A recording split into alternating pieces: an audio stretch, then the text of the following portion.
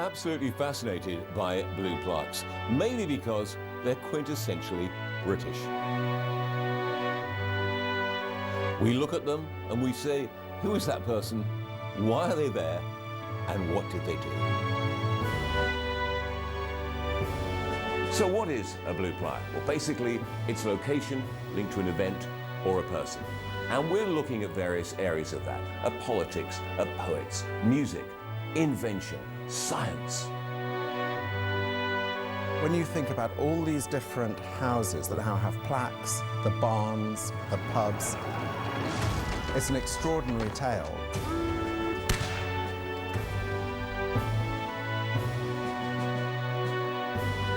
Evidently, every guitar player that ever played guitar has been influenced by Jimmy, and they have to admit that he is the best. Make him a duke or he drops.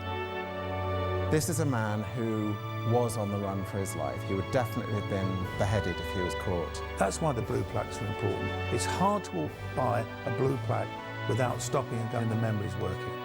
A blue plaque, in essence, is a footprint of who we are, where we've been, and where we're going. And just 2 years after Robin Gibb doing the honours here for John Mills, we were unveiling Robin's own plaque.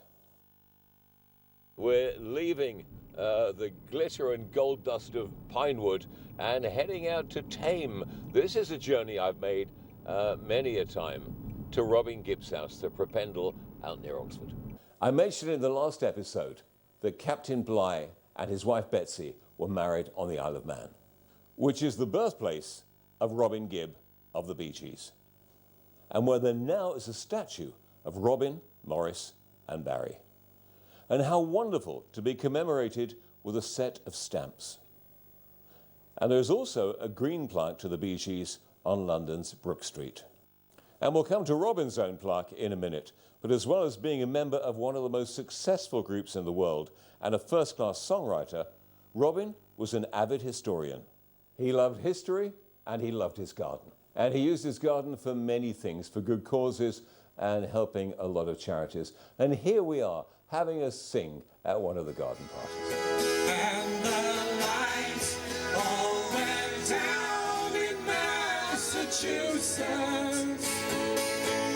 And Massachusetts is one place I have seen. Massachusetts will remember. Massachusetts will remember. Massachusetts will remember. Massachusetts.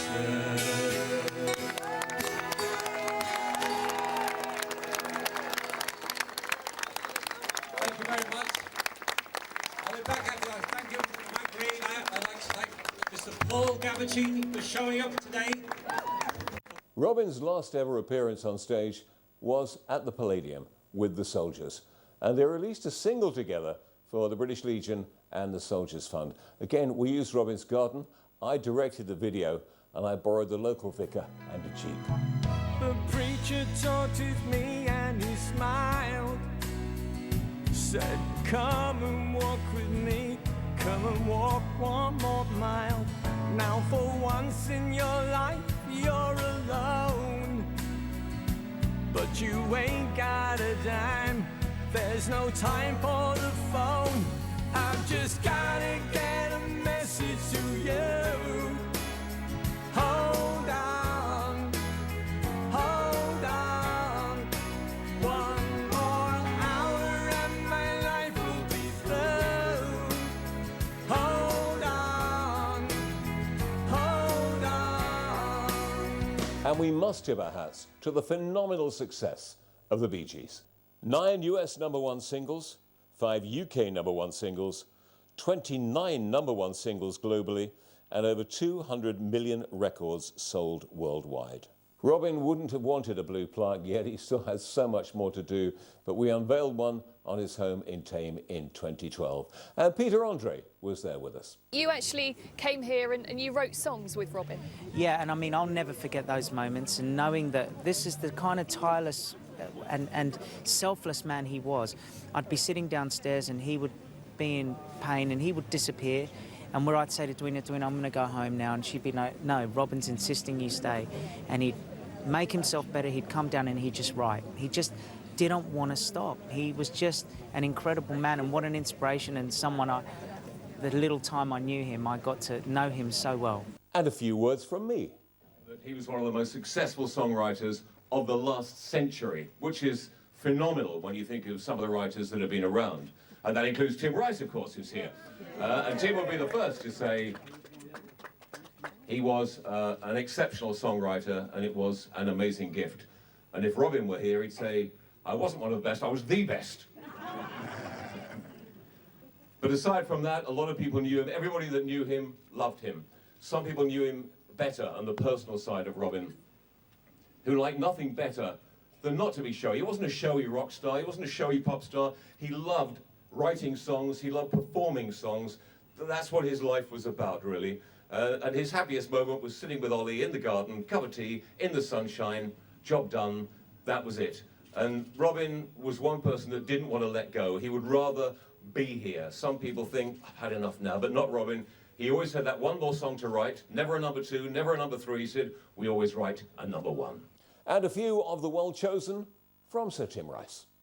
In the last decade, at least, of Robin's life, and of course, in the last few years of Morris's life, they were recognised as being the great, great songwriters they were, because they seemed to have hit after hit after hit in the 60s and 70s, and people said, yeah, well, they're okay, they write great pop songs, but they were much, much more than that. And it was so rewarding to see that their great work, phenomenal work, up there with the Beatles, Elton John, great, great songwriters, as Mick said, that it was recognised by all and sundry, and this huge crowd, I think, helps prove that. They were remarkable songwriters and terrific performers, great entertainers. I happened to catch a Bee Gees show on television last night, which was filmed, maybe some of you saw it, it was shot in 2001, and to see all three brothers there on top of their form, singing great songs which ranged over 4 or 5 decades was very moving, and it's a great honour for me to have known Robin, and a great honour for me to be here today. And I can only say that if any new songwriters emerge in the rest of my lifetime with half their talent, I will be staggered. They are truly great, and we all miss Robin very much. Thank you. Well said.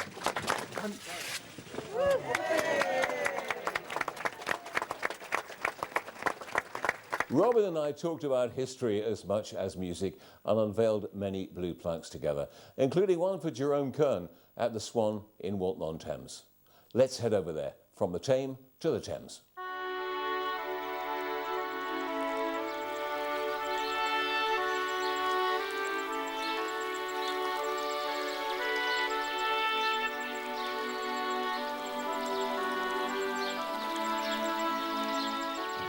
Here we are at the riverside at Walton-on-Thames. Now, Robin Gibb and myself got Herbie Kretzmer, another great composer, Les Mis, of course, and even Give Us a Bash of the Bangers and Mash me mother used to make. So he was a writer right across the board. He came to unveil this particular plaque to Jerome Kern. Now, in 1909, Jerome Kern came over to England because the English writers and composers were pretty big at the time, bigger than the Americans. So he came over here to be a part of that. He came up the river with some friends, stopped for a drink and some lunch, moored the boat, walked up here, walked past me here. I wasn't here at the time, clearly. It came in the door. They ordered a drink or two, and he saw a piano. So he decided to have a little tinkle on the piano. And this lady came in. He assumed it was one of the serving maids or something like that, chatting away. And she said, "You're a pianist?" And he said, "Yes, I'm pretty famous." And she said, "Yeah, right." He said, "I'm doing a concert in London." And he invited her along. Turns out it was the landlord's daughter, Eva Leal. The upshot was the two of them fell in love. So he came back here time after time. And who knows what germs of ideas began here, this particular place. And interestingly, the room where they met, where he played the piano, was the room where I did my first ever paid gig. I got £5, I think, for it, but it was the very same room. An amazing piece of history, and he was married in the same church where I was confirmed. So we've done this lovely plaque here to a great writer, Jerome Kern. And one of the key things to be agreed on a plaque is the wording. You don't want too much. but just the right amount. And this is Jerome Kern. His dates, of course, 1885 to 1945, as you have on most plaques. US composer, so people know who he is. If they go, oh, do I remember him? People often mix him up with Jerome K. Jerome, who wrote Three Men in a Boat. Especially with it being on the Thames, they might do that. And then we've got The Way You Look Tonight, Smoke Gets in Your Eyes, and Old Man River. 3 songs which he co-wrote, of course, and he met his future wife Eva Leal here at the Swan Inn in 1909. So I think we've got everything in without getting too much in. And in 1915 he was very lucky because he booked on the Lusitania, but he overslept, as songwriters do, so he missed being on the Lusitania and therefore survived. After the unveiling, I said to Robin, come with me a few yards across the road and I will show you something. I said, you know John Bradshaw? He said, I do. He was president of the High Court of Justice who condemned Charles I to death. See, Robin knew his stuff. I said, well, this is where he used to live. This was built in the 1300s, and this was allegedly where the death warrant to Charles I was signed, here at the Manor House in Walton-on-Thames. And a few years later, the occupant was Judge Jeffreys, the hanging judge. What history this house has seen. And Judge Jeffreys, who presided over the bloody assizes, has his own plaque in Ramsgate. Still a fine structure, Grade 1 listed. I have been inside, and it's a remarkable building. And not surprisingly, Robin was delighted to be here. 13th century house, Judge Jeffreys, John Bradshaw, he revelled in the history. And such was Robin's charitable and generous nature that he wrote a song to a broadcaster who specifically supported him when the Bee Gees split and Robin went solo with this song, Saved by the Bell. I cry for you. I cry for you. I cry for two. And I write for you. Saved by the bell on your own carousel. Now who can tell if you love that man as well? Oh girl, now I walk down Heartbreak Lane. The broadcaster was Alan Freeman, and the song Robin wrote about him was Alan Freeman Days. But I remember all my life, yes I remember the distant light, yes I remember burning bright. Alan Freeman days, Alan Freeman days.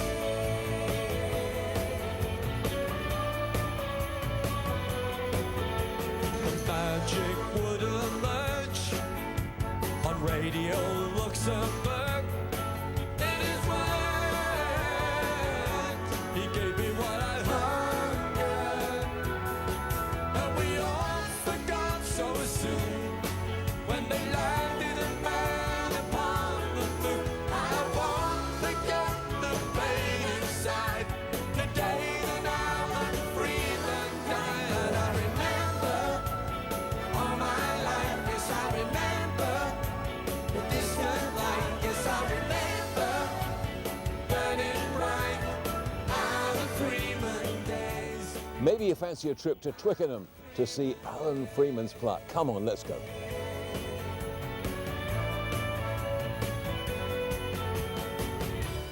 We've arrived. Here we are at Brinsworth House. This is the residential home for entertainment artists where Robin came to visit Alan on numerous occasions. Now has a room named after him, which we'll see in a while. But this is where the lovely Alan ended his days, very comfortably and looked after by money that people have put in down the years before, passing the baton on.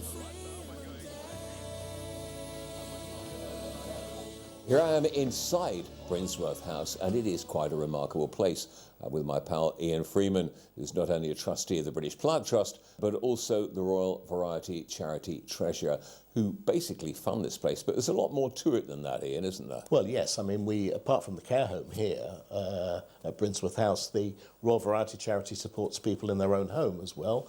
We have people that we give grants to. We have people that we look after who maybe have fallen on harder times. And here at the home, we have 32 rooms now in our newly refurbished care home, which has we have around 60 staff. And what qualifies people? I mean, do they have to apply to you to come here? The main qualification is they have to have made the majority of their living from the entertainment and associated industries. A lot of people are self-funding. They pay to live here in this beautiful home. Other people who are not able to afford it, we will obviously, as a charity, will co-fund it. The NHS will also co-fund, as will the local authority. So when we're watching the Royal Variety, or they're watching it at home, we're actually supporting this home for entertainers that can basically no longer entertain. Yes, the more people that watch the show, the Royal Variety performance, obviously it creates more awareness for the charity. There's a misconception in the entertainment industry, as I'm sure you know, Mike, that everyone who's in show business is rich. So automatically they assume because you're an entertainer, you're wealthy. We know that is not the case.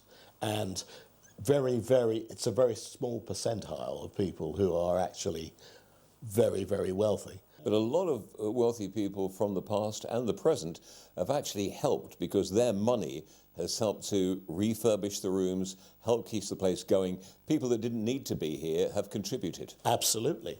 And we have all our rooms are named after those people that have helped us. So we're sitting now in the Sir Bruce Forsyth room. And we have next door the Robin Gibb room, the Lord Delfont room. The Michael Grade room. The Michael Grade room. The wonderful...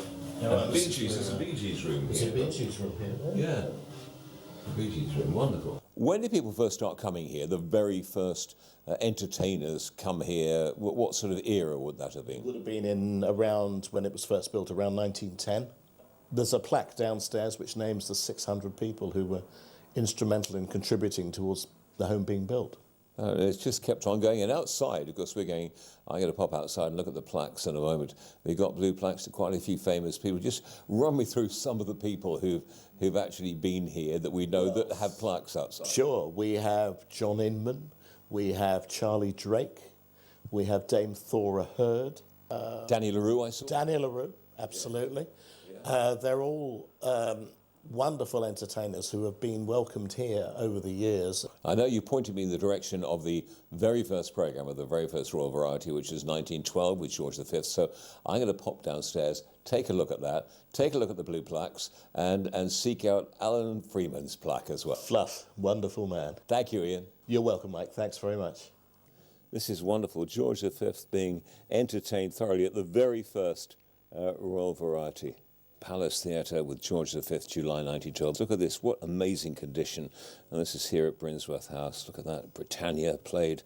What a great opening. Totally different to Royal Variety now, as you can see by the songs and the sketches. Harry Tate there doing a sketch. Marvellous. Little Titch, who we featured during the series, who did his Bigfoot dance, of course. Marvellous, there we are. And here is Alan Freeman's blue plaque. Alan Fluff Freeman, MBE, 1927 to 2006, music broadcaster and past King Rat. And of course, Alan and Robin Gibb, who were chums, were on opposite sides of Pop Quiz when we did a one-off special to celebrate 30 years of Top of the Pops back in 1994.